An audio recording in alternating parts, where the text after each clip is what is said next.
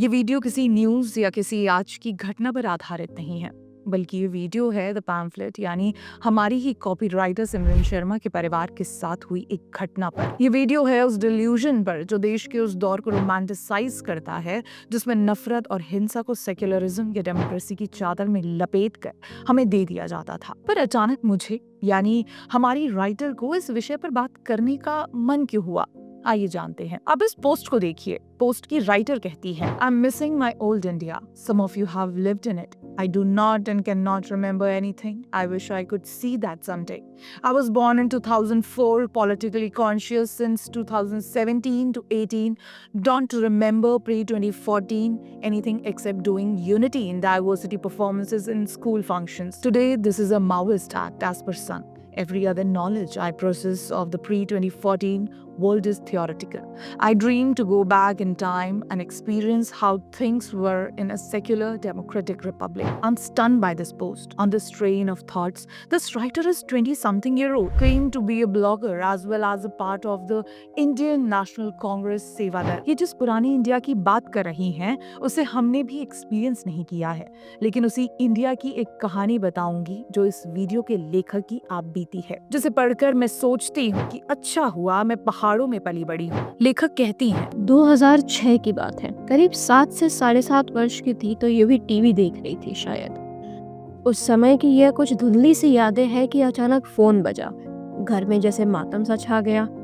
पिताजी न्यूज में कुछ ब्लास्ट जैसा देख रहे थे, वही माँ बार बार किचन से बाहर आकर शायद रो रही थी।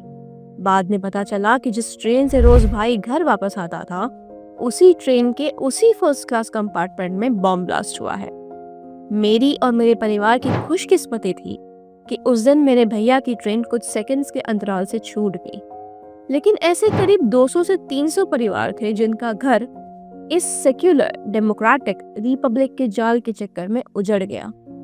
फिर चाहे वो 2003 का जवेरी बाजार ब्लास्ट क्यों ना हो, वो भी मुझे याद नहीं है, लेकिन कहानियां सुनी है कि जैसे उसी बाजार में काम करते मेरे मामा जी बचकर निकले थे, या फिर 1984 के वो दंगे जहां शहर में धारा 144 लगने की वजह से मेरी बुआ जी अपना बच्चा खोते खोते बची। ये थी हमारी सब एडिटर सिमरन शर्मा की कहानी। और ये केवल इन किस्सों की बात नहीं है मैडम। आप जिस धार्मिक सहिष्णुता की बात कर रही हैं, वो हम मुंबईकर 1992, 1993, 1998, 2002, 2003, 2006, 2008 और 2011 में देख चुके हैं। 1-2 साल छूट ही गए होंगे। For personal aesthetic leisure, this violent reminiscing has to stop. Not only Mumbai, but the whole of India saw the mimicry of law and order in the name of secularism or democracy in the 80s and 90s. Ask your parents or grandparents. They might burst your bubble if they are not wearing a tinted shade of secularism. जब लोगों ने इस 20 वर्षीय बालिका को थोड़ा आईना दिखाने की कोशिश की तो इन्हें स्कूल के कुछ किस्से याद आए, जहां इन्होंने 2013 और 2014 में अपने प्लेग्राउंड के किस्से सुनाए। कैसे 2013 में हिंदू मुस्लिम बच्चे साथ खेलते थे, कैसे 2014 में मोदी के आते ही इनके हिंदू दोस्तों में घृणा आ गई। ओफो, ये आगे मॉब लिंचिंग की बात भी करती हैं, लेकिन पॉलिटिकली कॉन्शियस ये ब्लॉगर भूल जाता है कि लिंचिंग तो कमलेश तिवारी की भी हुई, खून तो उमेश कोले का भी हुआ।